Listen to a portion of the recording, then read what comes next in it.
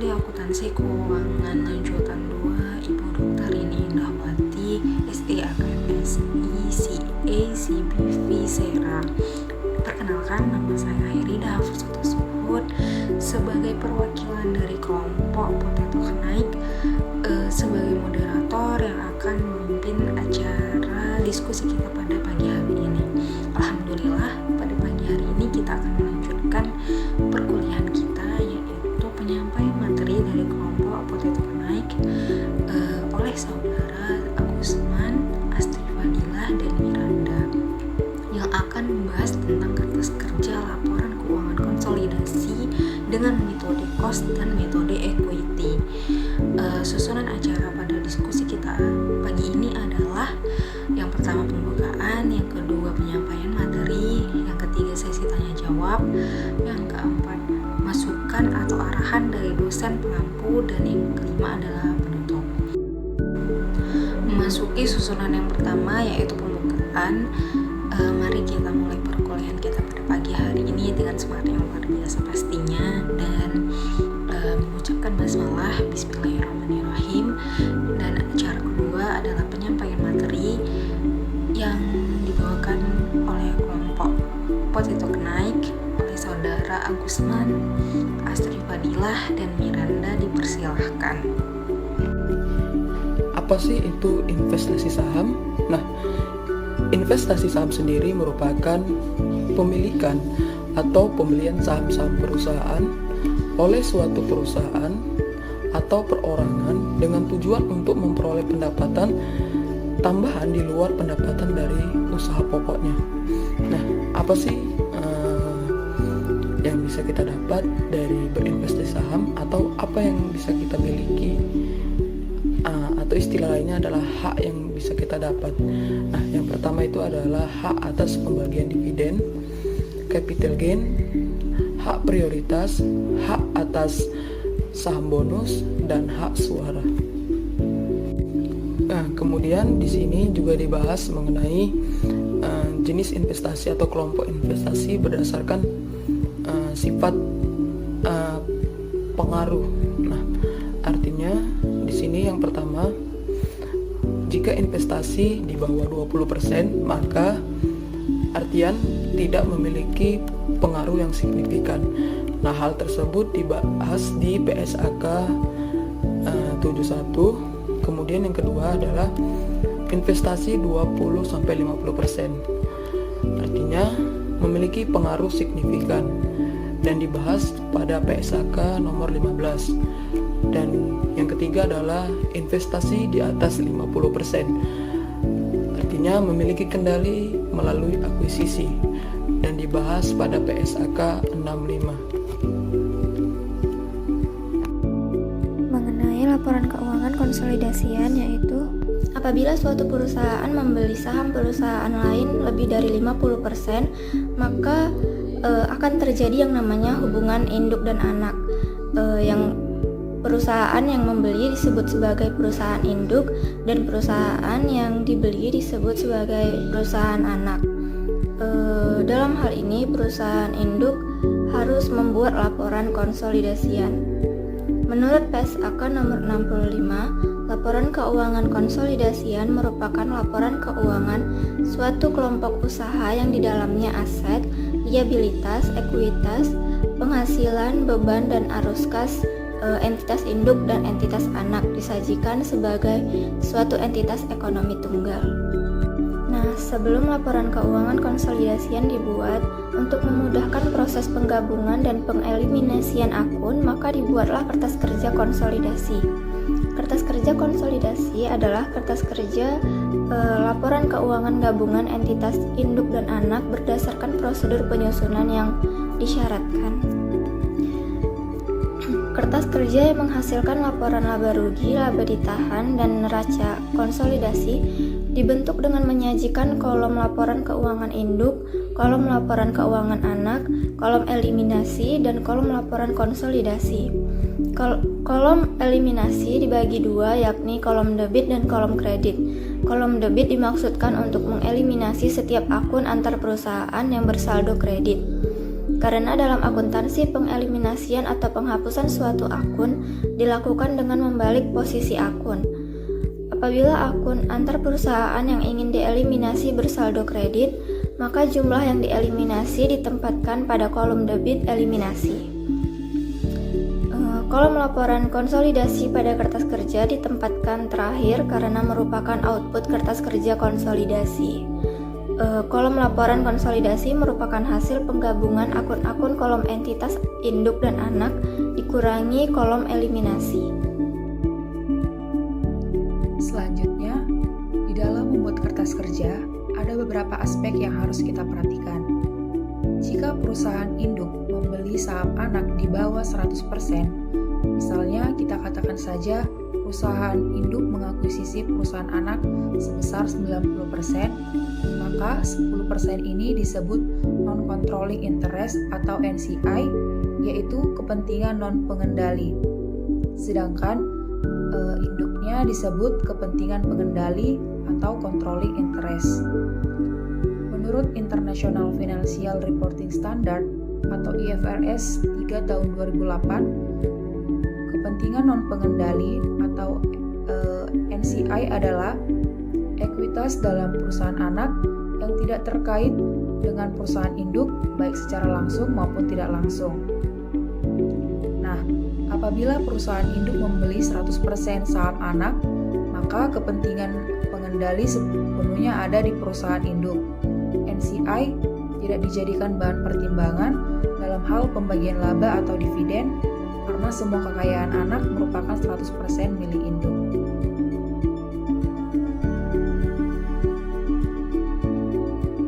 Selanjutnya, saya akan menjelaskan mengenai pencatatan investasi pada entitas anak, yaitu dengan menggunakan dua metode.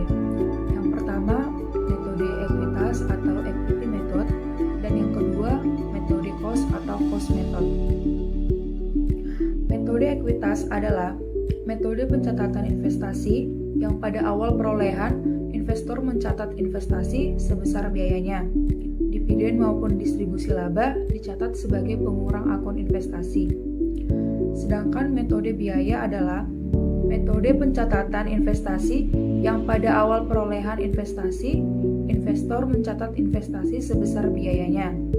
Dividen maupun distribusi laba dicatat sebagai penghasilan.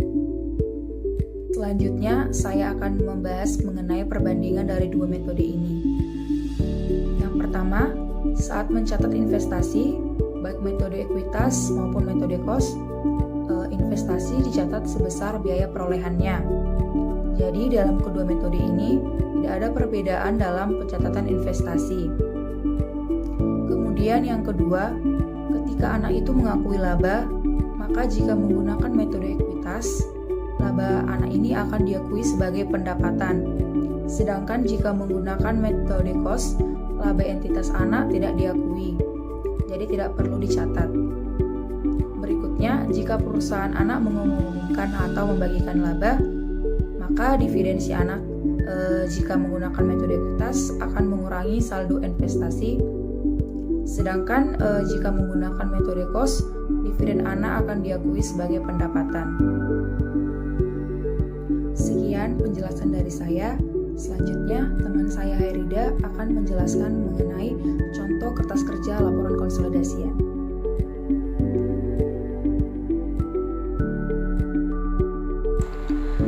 Kasus 1, akuisisi 100% setelah tanggal akuisisi. Pada 1 Januari 2050, PT Nemo membeli 100% saham PT Krapu senilai 280 juta. Pada saat itu, shareholders equity PT Krapu terdiri dari common stock 60 juta, paid-in capital 110 juta, dan retained earnings 110 juta. Untuk tahun 2020, PT Krapu melaporkan net income sebesar 65 juta dan tidak membayar dividen. Nah, pada kali ini saya akan menjelaskan kertas kerja laporan keuangan konsolidasi dengan menggunakan metode cost. Kasus pertama ini 100% akuisisi setelah tanggal akuisisi. Nah, seperti yang kita lihat, current aset pada PT Nemo senilai 255 juta, pada PT Krapu senilai 175 juta. Plant Property and Equipment pada PT Nemo senilai 765 juta dan PT Kerapu 325 juta.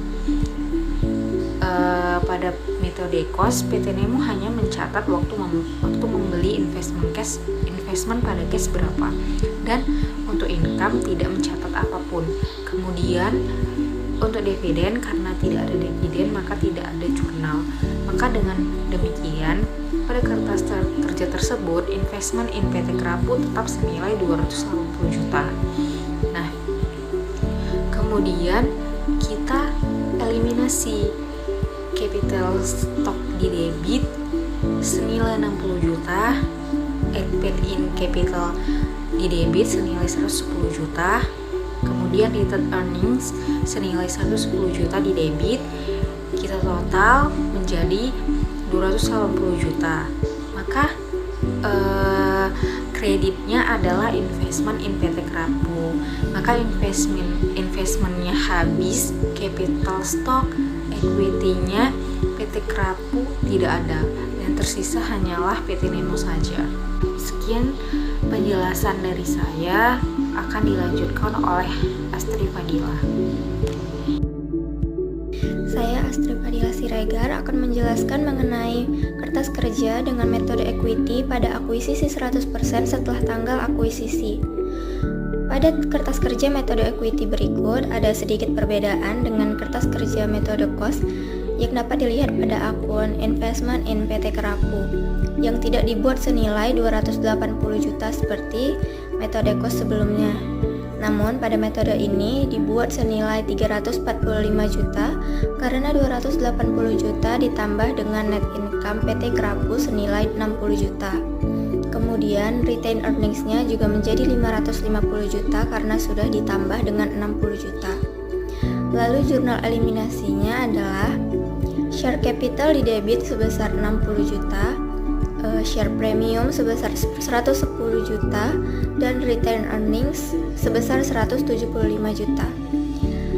Pada kredit investment in PT Kerapu sebesar 345 juta. Investment in PT Kerapu menjadi habis atau nol, dan equity yang muncul merupakan milik PT Nemo, sedangkan milik PT Kerapu hilang. Sekian penjelasan saya, akan dilanjutkan oleh Agusman. Oke, kali ini kita masuk pada kasus 2, di mana akuisisi di bawah 100% setelah tanggal akuisisi. Nah, soalnya pada tanggal 1 Januari 2020, PT Heli membayar sebesar 185 juta untuk perolehan 80% saham biasa PT Jinx. Pada saat itu, shareholders equity PT Jinx terdiri dari share capital 138 juta dan retained earning 40 juta. Nilai tercatat net asset PT Jinx sama dengan nilai wajarnya. Nah, kemudian nilai pasar kepentingan non pengendali tidak diketahui, maka dapat diperoleh bahwasannya ada NCI atau kepentingan non pengendali sebesar 20%. Nah, untuk membuat laporan keuangan konsolidasi, maka harus diperhitungkan dulu nilai goodwill. Nah, untuk mencari goodwill itu adalah dengan mencari selisih antara total nilai PT Jinx dengan nilai wajar aset PT Jinx. Nah, bisa kita lihat bahwasanya total nilai PT Jinx yaitu 231.250.000 didapat dari hasil 100/80 dikali dengan 185 juta. Nah, kemudian nilai wajar aset neto PT Jinx sebesar 178 juta didapat dari hasil perhitungan 138 juta ditambah dengan 40 juta. Maka didapatlah selisih yaitu goodwill sebesar 53.250. Oke, kita kembali membahas mengenai kertas kerja konsolidasi PT Heli dengan metode cost. Nah, bisa kita lihat pada kertas kerja berikut, nilai dari investasi PT Jinx yaitu 185 juta. Kemudian goodwill tidak ada pada PT Heli maupun PT Jinx. Goodwill akan muncul pada laporan keuangan konsolidasi. Nah, kemudian dalam kertas kerja ini ada dua teknik yang digunakan, yaitu teknik menggabungkan dan teknik eliminasi. Nah, untuk pertama kita akan mengeliminasi dividen income. Nah, kenapa dividen income itu harus dihapuskan? Karena dividennya berasal dari perusahaan anaknya sendiri. Nah, untuk mengeliminasinya yaitu dengan menjurnal dividen income di sisi debit 20 juta dan dividen in PT Jinx sebesar 20 juta di sisi kredit. Nah, kemudian yang kedua kita mengeliminasi akun investment in PT Jinx sebesar 185 juta di sisi kredit. Kemudian di sisi debit retained earning beginning 40 juta. Kemudian share capital sebesar 138 juta. Kemudian terdapat goodwill yang sudah kita perhitungkan sebelumnya sebesar 53.250. Nah, terdapat selisih yaitu untuk NCI equity sebesar 46.250 di sisi kredit. Nah, jika kita perhitungkan kembali bahwasanya 40 juta ditambah 53.250 ditambah 138 juta, maka hasilnya sebesar nilai investasi jika 100%. Nah, jika 20% maka itu merupakan bagian NCI sebesar 46.250. Dan kemudian dalam menghitung laba anak kita harus memperhitungkan atau menyisihkan untuk NCI, yaitu di sini non controlling interest expense. Nah, untuk menghitungnya yaitu di sini PT Jinx memiliki laba sebesar atau net income sebesar 40 juta, yang mana 20%-nya merupakan bagian NCI yaitu sebesar 8 juta. Nah, di dalam 8 juta ini maka kita bagikan dalam bentuk dividen sebesar 5 juta dan kemudian kita sisihkan untuk NCI equity di sisi kredit. Nah, seperti itu.